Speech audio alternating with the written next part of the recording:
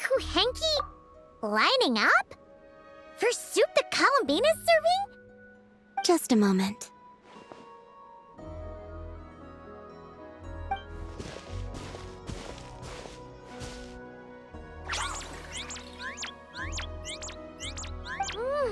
Wow!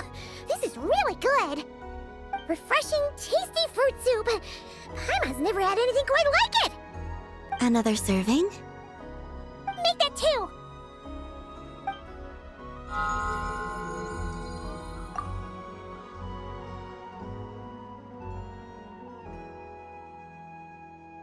Yes. I asked Anefa for some basic recipes, and I've made several attempts. The Kuhenkian animals have both responded quite positively. Well, my sleeves are too wide. They brush against the pot if I'm not careful. I struggle somewhat with making desserts, though. You have to get the temperature and proportions just right.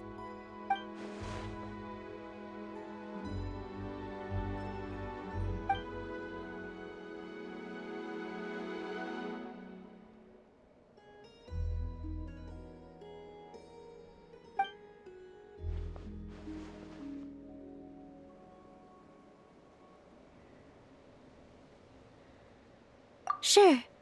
Let's start with crumb kake, shall we?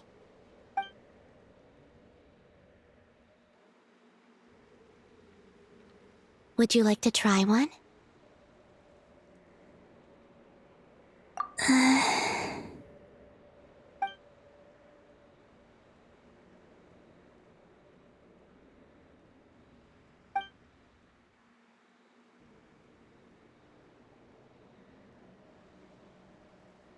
What do you think? Did Paimon miss anything? Ah! It's so sour! What are you trying to do to Paimon?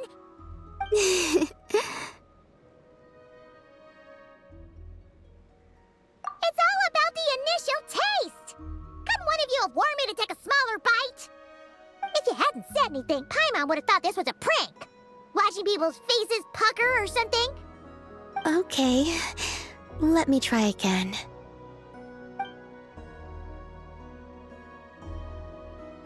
Here, try this batch.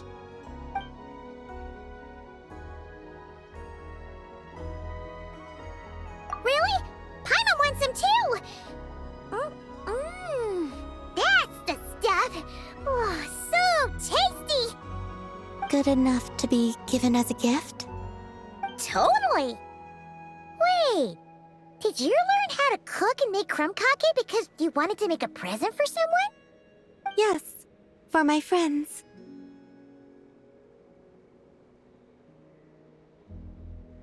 Do you still remember the first time you came here together? You had prepared some food for me.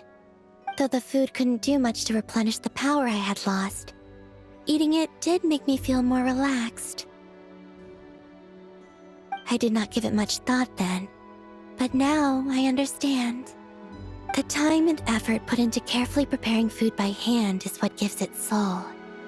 What I enjoyed was not simply the food itself, but the warmth and kindness in the hands that made it. And the less those hands seek reciprocity, the greater the warmth and kindness required to match it in turn. Aww, Paimon's gonna blush if you go on like that. To be honest, we were at least kinda hoping to get on your good side back there. Indeed. But now that I understand all this, I'd like to do a little more. It's a wonderful feeling. Would you come with me to visit our friends? Apart from the crumb kake, I have also prepared a few other gifts. But they must be sent in secret. Why in secret? If you don't mind Paimon asking. Well, you've always been the ones to pleasantly surprise me. I'd like to see how my friends will react when the tables are turned.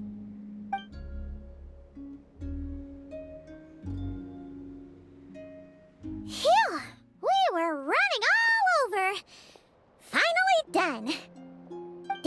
reactions were kind of surprising, though. Some didn't even realize they were gifts from you, Columbina. It's fine.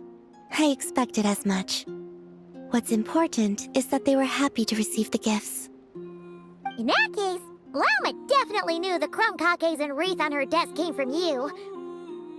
Paimon can understand her being hesitant about wearing the wreath, but seriously, she stared at the crumb cupcakes for a good 10 minutes and still couldn't bring herself to eat one.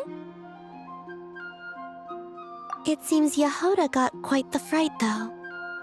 Perhaps we shouldn't have slipped the gifts directly behind her. Maybe she's just naturally more alert? Still, she seemed to calm down when Astro came over to paw at the scratching post you sent. As for our other friends who aren't in Not Cry, I'm counting on you to deliver their gifts.